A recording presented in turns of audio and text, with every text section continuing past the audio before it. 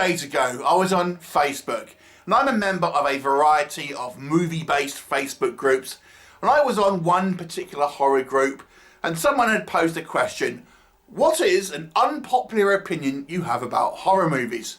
So I offered mine, and my opinion was, I don't really like elevated horror.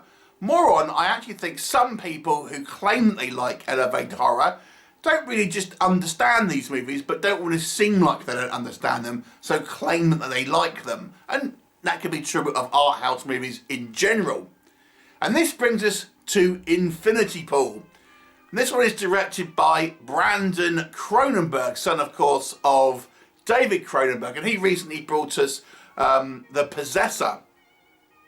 And this movie stars Alexander Skarsgård and Mia Goth, who is kind of like the horror it girl at the moment, I suppose. And it's a strange movie. Now, I will say before I go any further that my review will contain some spoilers. I'm not going to spoil everything, but to talk about this movie, I'm going to have to talk about some plot points that happen throughout the movie. So I'll be as vague as I possibly can, but there will be some spoilers, but I'll try and avoid telling you what happens at the end, the fate of characters, and I'll keep it as vague as possible. But you've been warned.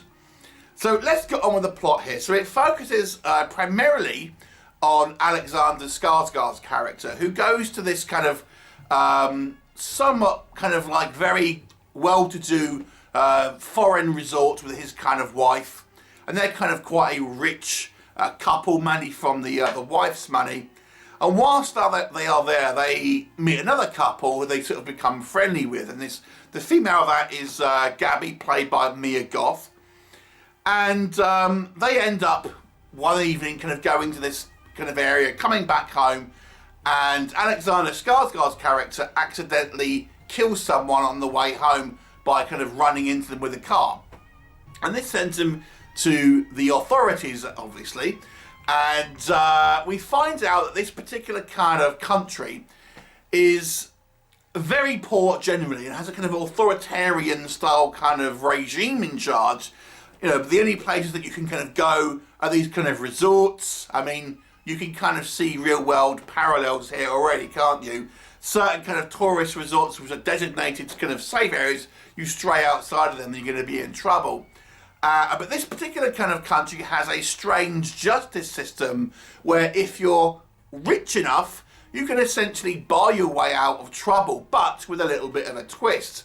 And the twist being that what will happen is if you kill someone, you'll actually be cloned, for lack of a better word, and the kind of the family of the person that you would have killed or wronged gets to kill the clone. So this obviously happens with Alexander Skarsgård's character. You know, he ends up kind of killing someone in a car wreck, and he's ultimately kind of has to pay to be cloned, and this clone is then killed.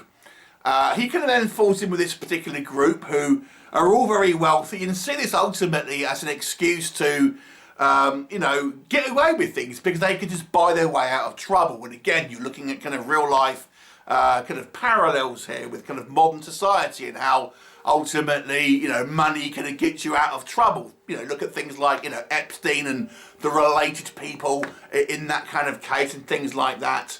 And obviously this kind of sends Alexander Skarsgård's character in a kind of a strange downward spiral where reality kind of seems to shift. Is he the kind of the clone, or is he the real? Is he the original? What is the actual kind of modus operandi of this group of people?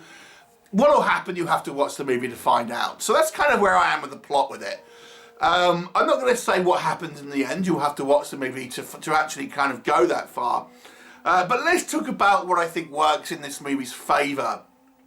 So this movie does have a high calibre of actors in it. Obviously, as I've mentioned, you've got Alexander Skarsgård, Mia Goth, Thomas Kretschmann, and some decent kind of performances from these characters, and it's kind of weird and wacky, somewhat surreal movie. So there's certainly some acting. I think particular Mia Goth, as I say, probably is the standout here. The movie also is, you know, confidently directed. Now, so there's some choices here that are made for art's sake, let's just call it. But it is confidently directed. I mean, obviously, Cronenberg, you might call him a nepo baby, is the kind of the it term at the moment, isn't it? But no, there's no denying here that he's obviously had a he's been brought up by the industry ultimately, his father being a famous director. So therefore he has some confidence in the directing, and there is some kind of interesting kind of story elements here. The movie also starts off relatively straight, and as the film goes on it kind of gets weirder. So it does kind of take you on this kind of journey. Now, whether you want to stay on for that journey is going to be another question, but it certainly, I would say, at least starts off relatively kind of straight, and you know, you can kind of go with that forward momentum. There are some fairly kind of interesting kind of gory effects here. Some interesting, like, you know, parallels about morality. You know, looking at kind of the tourist industry, looking at the kind of the seedier side of what you don't see. You know, how people kind of use money to abuse the power and kind of get away with things. So there's obviously a lot of kind of messaging kind of going on there, and ultimately, you know, it's kind of sort of a sci-fi horror movie all mixed in there as well. So there is interesting stuff that we do have on screen. And the story, I think, is flawed, but has a curious hook. But I have to be honest with you, I found this one, and I was a bit nervous about watching this. Not nervous because I was going to be too gory or anything, because I knew it was going to be somewhat of a kind of an art house movie, and I'm not the biggest fan. So when I go into my things I don't think worked, I will say I'm not the biggest fan of elevated horror. I do think there are going to be people who like this, maybe even some who genuinely like it, but maybe some will go, yeah, it was great, just because, you know, I don't want to seem like I don't know what I'm talking about. But I'm sure there will be a few of you who do like this film on a more genuine basis. But I have to be honest with you, I thought this movie was very silly and somewhat nonsensical, and as the film progressed, it gets even more nonsensical. So let me just come off. I don't want to spoil too much, but let me give you a few kind of ideas here.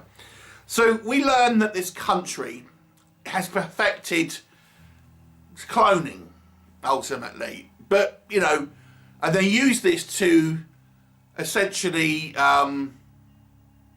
in their justice system.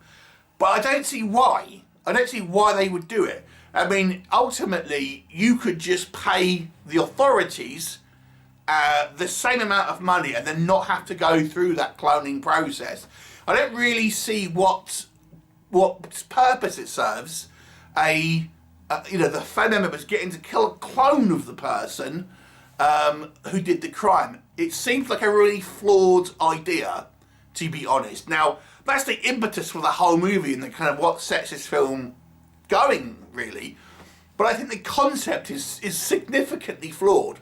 I mean, the whole idea is that no one knows about this, but this is kind of like ultimately a third world country, apart from these kind of lush kind of tourist resorts.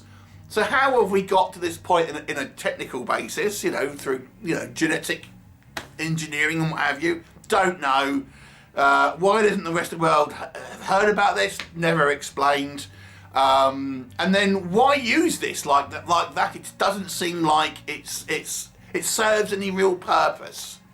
So there's that to start with, okay? Now, when you watch this movie, you always feel like that you're waiting for a shoe to drop. You know, you always feel like, right, okay, what's going to be the thing? What's going to be the surprise? I don't think the movie really gets you as an audience member kind of settled into, you know, watching it, I think, and then go, haha, here's another twist. You always feel like, right, clearly there's something else kind of going on here. Clearly we haven't kind of finished with this kind of like these twists and turns. So I don't really feel like it takes the audience member on that much of a kind of a journey with the film ultimately, because you always feel like, okay, you can kind of see the writing on the wall, and that's partly because I think as well is the character that James, the character that Alexander Skarsgård's played, seems like a massive idiot. He just seems so stupid and just makes a bad decision after bad decision. In fact, he never makes a good decision. So he just seems like, okay, you know, you're basically taking us as the point of view character down all these kind of different twists and turns, and we're meant to, you know, we're meant to kind of buy into your story, but you just seem too stupid for what we see on screen to kind of like be what's actually going to be happening. And of course, things tend to take a turn, and characters seem to have like alternative motivations and things like this. But our character of James, played by Skarsgård, you know, is so stupid, and then we kind of see him go on this kind of like downward spiral in regards to morality, because they feel like they can do anything with impunity. They're just going to buy themselves out of trouble. Yeah, I don't really think it works, if I'm completely honest. And as the film goes on, you feel it gets weirder and weirder, and you think as it comes to the kind of the last kind of like half hour, you know, or so, it's just like, what is going on? You know, it just seems to be like completely kind of bonkers, to be honest. So it's not really a movie I particularly enjoyed. You know, it's like, I feel like Brandon Cronenberg, who also wrote this movie, feels like he has to be weird, because his father was kind of like a somewhat off-kilter horror movie director. And I feel like he feels like he's got to live up to that kind of family expectation. So, you know, with Possessor as well, which is also a movie I've reviewed, you know, it feels like, yeah, I've got to kind of like have this bizarre, surreal kind of stories and things like that. But I think Possessor, to be honest with you, made more sense than this. But yeah, I didn't really feel this one, if I'm honest. It might have its audience, as I say. I think people who like weirdness, surrealness, might like this. And as those people who just buy every A24 movie and say it's great, you'll probably like it as well, or at least, you know, say you're going to like it. But for me, yeah, I didn't really think much of this. But like I said, I will preface it by saying I'm not a fan of elevated horror. I find it somewhat pretentious. Although I would say I didn't find this movie as pretentious. It just seems to be kind of somewhat poorly constructed, if I'm honest. So it's a 4 out of 10 for me. I feel like I may be an outlier in this one, but there it is. Have you seen it? What did you think of it? Leave me a comment and I'll look forward to seeing you next time. Bye for now.